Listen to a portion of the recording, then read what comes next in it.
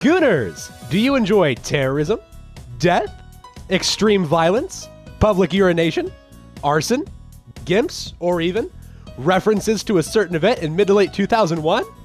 No? Well, I do. Welcome to Postal 2.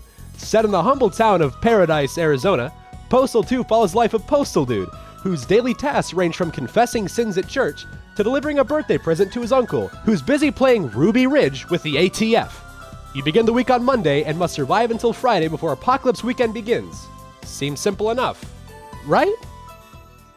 So we find ourselves on Monday, and our tasks are to pick up the paycheck, cash out at the bank, and get some milk. And since the milk was the closest to me, I decided to head there first. Well, hold on. Something that I want to preface is that this game is only as violent as you want it to be. And since, as we all know, I'm such a pacifist, I always try to avoid violence at any chance that I can. So then I got to the Lucky Ganesh, and there was a line that I obviously was not going to wait in. And then I was just peacefully putting this poor man out of his misery, and then Mr. 𝙿𝚃𝚃, behind the register, did not find that amusing and locked me in while pulling an M16 on me. So I dispatched of him, and on my way out, I discovered that his whole store was a front for a terrorist organization, and I killed them all. No harm, no foul, right? So with milk in hand and realizing that I have zero money to my name, I headed over to my job to pick up my paycheck, where my bitch-ass boss decided to fire me. So I did what I only thought was necessary. Blow his fucking head off with a shotgun. And then I headed over to the bank to cash my check. Unfortunately for the people inside of the bank, they were in my damn way, and I was not about to wait in that line either. So I did the only reasonable thing and lit their ass on fire. The teller didn't like that very much, so I had to go cash the check myself, which the police also didn't like very much, and then I tried to tell them that it was all just this big misunderstanding, but they really didn't want to listen. So I fucking killed them all. Typical Monday in Paradise, eh? Tuesday was much of the same. First I had to get signatures for a petition, and I mayhaps have gotten a little angry when they said no, but it's okay because I had a reasonable crash out about it. And after getting enough signatures, I found myself next to the library and went in to return my book. But there were just more people in my way who haven't learned yet, so I had to teach them the hard way. And everything was going so well until these liberals had to come in and ruin the perfectly good library and turn it into Los Angeles. Well, after escaping the Palisades, I needed 𝙿𝚃𝚃's signature, so I headed over to the mall where he was signing autographs. I finally decided just to wait in line, just so I could piss on the former child actor, but got fucking cock-blocked by a loading screen. The police, sensing my act of indecency, came in and raided the mall. I tried really hard to save Gary, but he pulled his gun on me and my hand was forced. After fucking obliterating 𝙿𝚃𝚃 and getting PTSD, I headed over to the church to confess to my pastor my wrongdoings.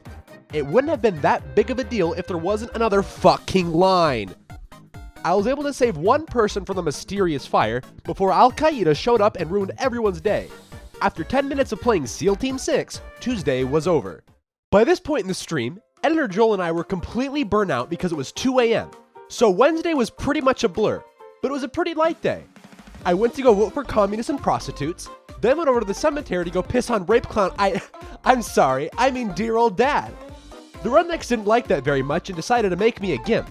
And after escaping, picking up my dry cleaning, and then getting my bitch wife her Christmas tree in fucking July, Wednesday came to a close. Now, what Big Soaps won't tell you about this entire experience is it was made 10 times worse because it was being streamed and recorded on twitch.tv/Big Soaps. A little bit of a plug there. But more importantly, I got bored and called. This entire experience, I had such awesome takes, such as My friend Darius joined the call. He's pretty quiet. Shut the all of this was completely uncontrolled chaos and made Big Soaps and my social battery run out faster than my dad and the rest of my family. After a refreshing night's sleep, both in-game and in real life, we find ourselves on Thursday. The tasks today seem simple enough. First stop, the police station to pay off my ticket.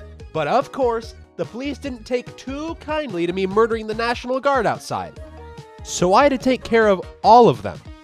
And after stealing a police uniform and dropping off my ticket, it was off to the napalm factory where Editor Joel decided to make an incredibly politically correct joke. Pussy, pussy, pussy, pussy. Me walking past a kindergarten. I obtained my napalm, but some dipshit vomits on the electrical box, and I find myself in Los Angeles again.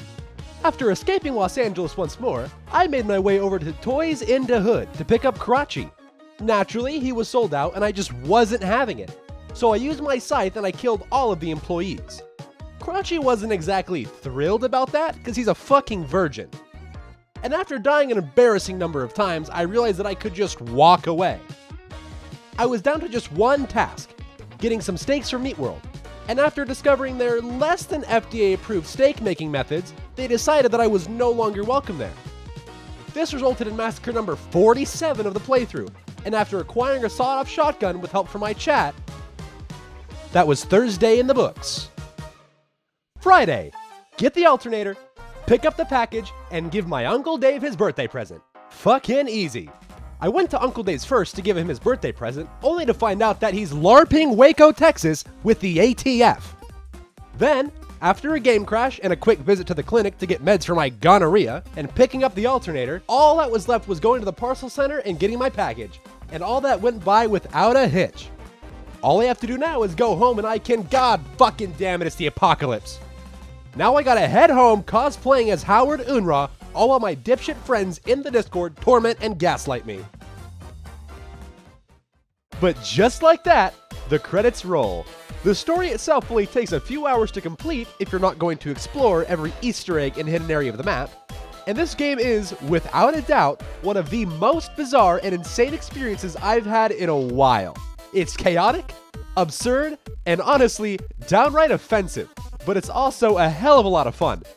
It's a roller coaster of dark humor, chaotic violence, and over-the-top satire that never takes itself seriously. And by the end, my sanity was hanging on by a thread. Thanks Editor Joel and Banarex for that. How does it feel that you're closer to getting a colonoscopy than both of us? But I had an absolute blast. If you're looking for something that pushes boundaries and makes you laugh in spite of yourself, then I can't recommend Postal 2 enough. It might not be for everybody, but let's be honest here. If you're watching my content, it's pretty much the perfect fit for you. And for just $10, Postal 2 will definitely deliver.